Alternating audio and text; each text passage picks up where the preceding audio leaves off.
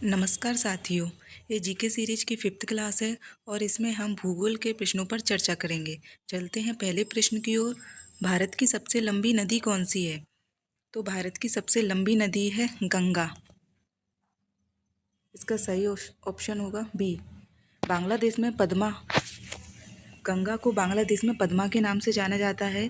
वहीं गंगा की लंबाई 25-25 किलोमीटर है और ब्रह्मपुत्र की लंबाई 2900 किलोमीटर है, लेकिन ये पूरी तरीके से भारत में नहीं बहती है। भारत में ब्रह्मपुत्र की लंबाई केवल 916 किलोमीटर है। वहीं गोदावरी की लंबाई 1465 किलोमीटर और यमुना की लंबाई 1376 किलोमीटर है। चलते हैं नेक्स्ट क्वेश्चन। सियाचिन ग्लेशियर स्थित है। तो सियाचिन ग्लेशियर अक्सर अखबारों में आता है। यह भारत का सबसे बड़ा ग्लेशियर है। वहीं विश्व का दूसरा सबसे बड़ा गैर ध्रुवीय ग्लेशियर है।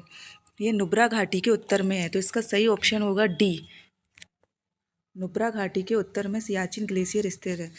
इसको डायग्राम के माध्यम से भी देखते हैं। मैप में आप देख सकते हो सियाचिन ग्लेशियर। सियाचिन ग्लेशियर भारत पाक नियंत्रण पर है और आप जानते होंगे ये एलओसी है और ये एलएसी। एलओसी का लाइन ऑफ कंट्रोल और LAC line of actual control. LOC किन दो देशों के बीच है? भारत और पाकिस्तान। भाई एलएसी भारत और चीन। ये अक्साई चीन वाला भाग है और ये पाकिस्तान एडमिनिस्ट्रेटेड कश्मीर है। ये गिलगिट वाला एरिया है और ये अभी जो दो यूटीज बना दी गई हैं, जम्मू कश्मीर और लद्दाख। चलते हैं नेक्स्ट क्वेश्चन की ओर। नेक्स्ट क्वेश्चन है थर्ड क्वेश्चन। भारत के किस राज्य में काजीरंगा राष्ट्रीय उद्यान है?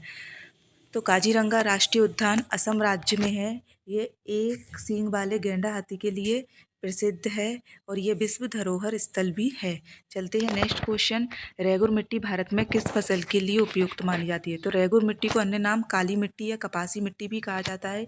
ये सामान्यतः कपासी मिट्टी इसलिए कहा जाता है क्योंकि कपास के लिए उपयुक्त मानी जाती है। सामान्यतः जो भारत की मिट्टियाँ होती हैं उनमें नाइट्रोजन और फास्फोरस की कमी पाई जाती है। काली मिट्टी का जो अधिकांश क्षेत्र होता है वो महाराष्ट्र तथा मालवा के पठार इत्यादि क्षेत्रों में पाया जाता है। काली मिट्टी का निर्माण कैसे होता है? तो काली मिट्टी का निर्माण जो दरारी चट्टानें होती हैं, ये ज्वालामुखी उद्गार से निकलती है, उनके विखंडन अपक्षय से इसका निर्माण होता है। चलते हैं नेक्स्ट क्वेश्चन। पश्चिमी घाट और पूर्वी घाट कहाँ मिलते हैं? तो हमारे देश में दो घाट हैं, पश्चिमी और पूर्वी घाट। इनका मिलन कहाँ होता है? तो इनका मिलन होता है नीलगिरी की पहाड़ियों पर। इसका सही उत्तर होगा बी। इसको मैप के माध्यम से समझते हैं।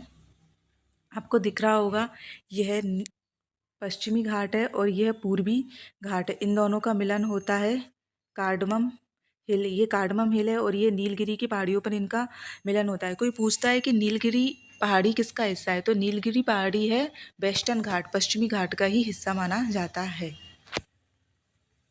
और जो और यदि ये पूछा जाए कि दक्षिण भारत की सबसे ऊंची चोटी कौन सी है? तो दक्षिण भारत की सबसे ऊंची चोटी है अनाईमुडी।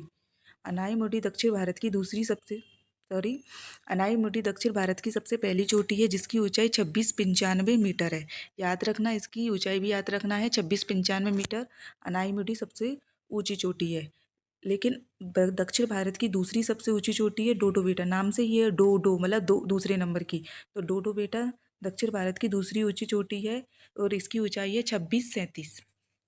चलते हैं नेक्स्ट क्वेश्चन की ओर। 6 नंबर का क्वेश्चन है, कौन से राज्य म्यांमार के साथ अपनी सीमा साझा नहीं करते हैं? हमें अपने भारत का मैप पूरी तरीके से याद होना चाहिए कि कौन से अन्य देश भारत के साथ सीमा साझा करते हैं और कौन से राज्य अन्य देशों के साथ सीमा साझा करते हैं। तो सिक्किम ऐसा है जो म्यांमार के साथ सीमा साझा नहीं करता है। तो इसका सही ऑप्शन होगा एक, सिक्किम। इसको मैप के माध्यम से समझते हैं। ये म्यांमार की सीमा है, म्यांमार और भारत की सीमा है। तो इससे अरुणाचल प्रदेश इससे सीमा साझा करता है, नागालैंड, मणिपुर और मिजोरम। तो अरुणाचल, नागालैंड, मणिपुर और मिजोरम। और ये सिक्किम है। सिक्किम किससे सीमा साझा करता है? सिक्किम 3 देशों से सीमा साझा करता है। यह नेपाल है, ये भूटान है और ऊपर चीन। तो एक ऐसा राज्य जो 3 देशों से सीमा साझा करता है वो कौन है? सिक्किम। याद रखना। और ये 7 सिस्टर हैं। चलते हैं नेक्स्ट क्वेश्चन की ओर। नेक्स्ट क्वेश्चन 7th नंबर का क्वेश्चन है, केंद्र शासित प्रदेश लद्दाख में कितने ज़िले शामिल हैं? तो केंद्र शासित प्रदेश लद्दाख में 2 ज़िले शामिल हैं। ये 2 ज़िले कौन कौन से हैं? लेह और कारगिल। लेह और कारगिल ये लद्दाख की संयुक्त राजधानियाँ भी हैं। आप जानते हो अभी पहले जम्मू कश्मीर एक राज्य हुआ करता था, जिसे 2019 में जम्मू कश्मीर और लद्दाख के नाम से 2 यूटीज़ बना दिया गया है। 31 अक्टूबर 2019 को लद्दाख भारत का केंद्र शासित प्रदेश बन गया था और लेह और कारगिल लद्दाख की संयुक्त राजधानियां हैं।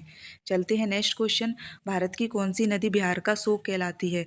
तो बिहार का शोक कोसी नदी को कहा जाता है। इसका सही ऑप्शन होगा बी, क्योंकि बिहार का शोक कहने का रीजन है क्योंकि इसके द्वारा बहुत बिहार में बाढ़ जैसी आपदा आ जाती है और ये तबाही का कारण बनती है, क्योंकि नेपाल से निकलने वाली ये नदी बाढ़ से बिहार में बहुत तबाही होती है, जिससे इस नदी को बिहार का अभिशाप या बिहार का शोक कहा जाता है। भारत में किस क्षेत्र में सर्वाधिक सक्रिय ज्वालामुखी स्थित है? तो भारत में एक सक्रिय ज्वालामुखी है, वो भी कहाँ पर है? अंडमान निकोबार द्वीप पर। तो अंडमान निकोबार द्वीप पर भारत का सक्रिय ज्वालामुखी है, जिसको क्या कहा जाता है? बैरन द्वीप। बैरन द्वीप भारत का एक सक्रिय ज्वालामुखी है। और सक्रिय ज्वालामुखी किसे कहते हैं? जिन पर समय समय पर विस्फोट या उद्बोधन होता रहता है और लावा व धुआं व अन्य पदार्थ निकलते रहते हैं। सक्रिय ज्वालामुखी की पेटी परिप्रशांत पेटी है। परिप्रशांत पेटी प्रशांत महासागर के चारों ओर पाई जाती है।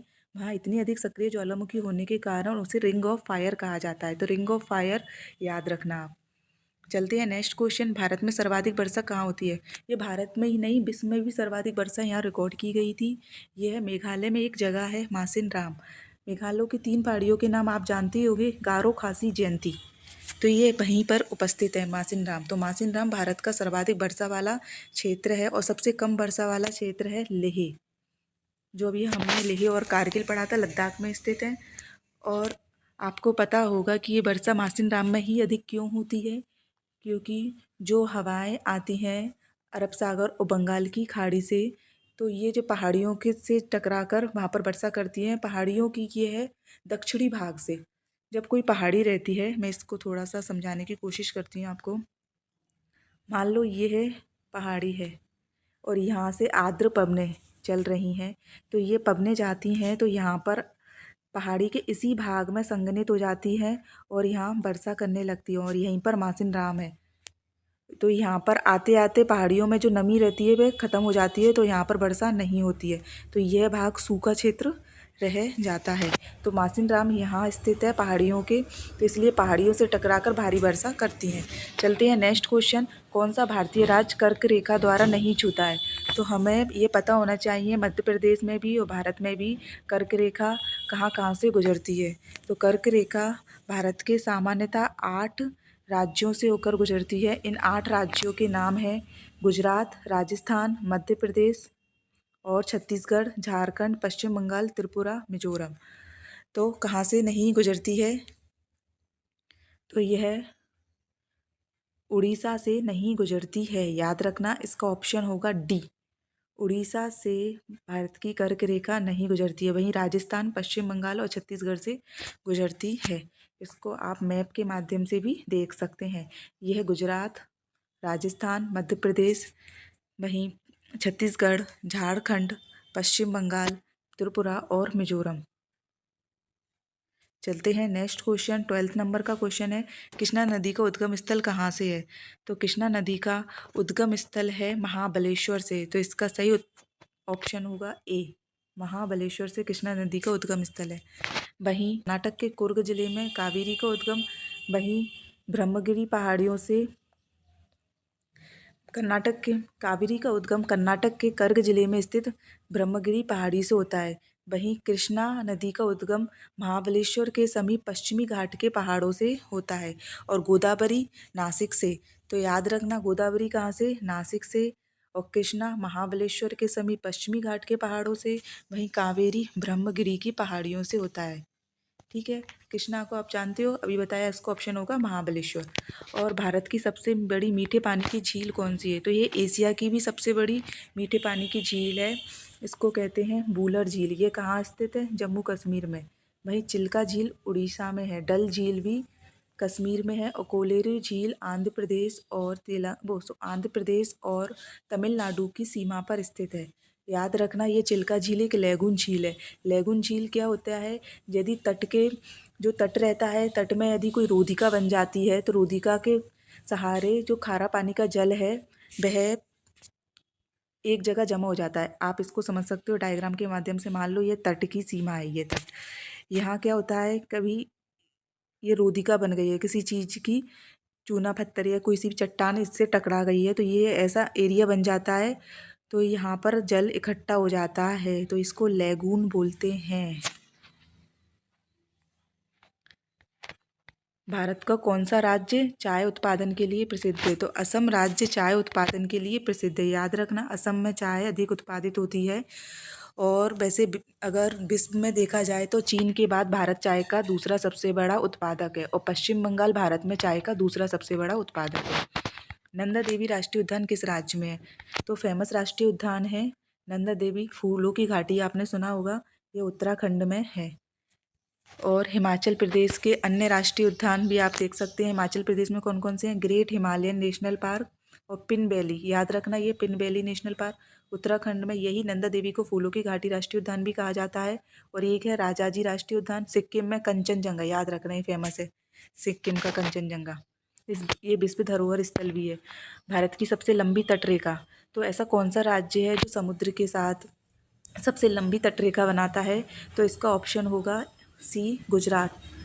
इसकी लंबाई कितनी है? 1600 किलोमीटर। और दूसरा ऐसा कौन सा राज्य जिसकी लंबी तटरेखा है? तो वह है तमिलनाडु, जिसकी लंबाई है 1076 किलोमीटर है।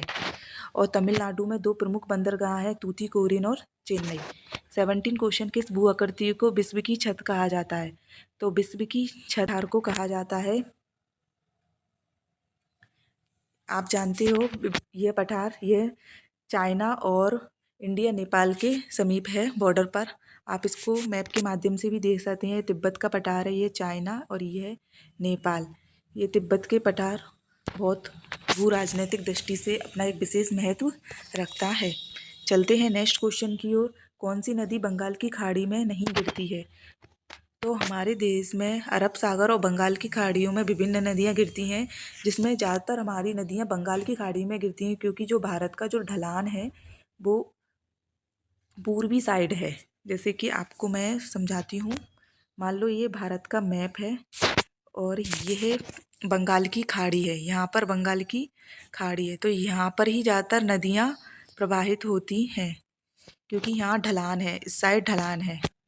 ये कौन सा साइड है? ईस्ट। यही बंगाल की खाड़ी का साइड है। लेकिन भारत की ऐसी कुछ फेमस दो नदियां हैं जो वेस्ट साइड भी गिरती हैं। इनका नाम है नर्मदा और ताप्ती। तो पश्चिमी साइड में कौन सी नदी गिरती है? नर्मदा, ताप्ती। लेकिन बंगाल की खाड़ी में कौन सी नदी गिरती है? गंगा, गोदावरी, कृष्णा, कावेरी, ब्रह्मपुत्र। अधिकतर नदियाँ बंगाल की खाड़ी में गिरती हैं।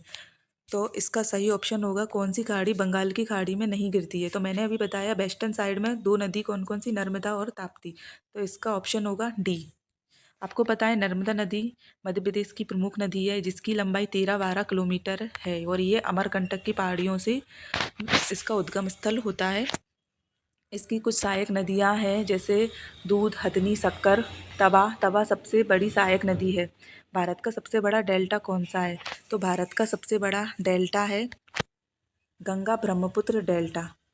गंगा ब्रह्मपुत्र डेल्टा ये बांग्लादेश में बनाता है, बांग्लादेश में इसका डेल्टा है।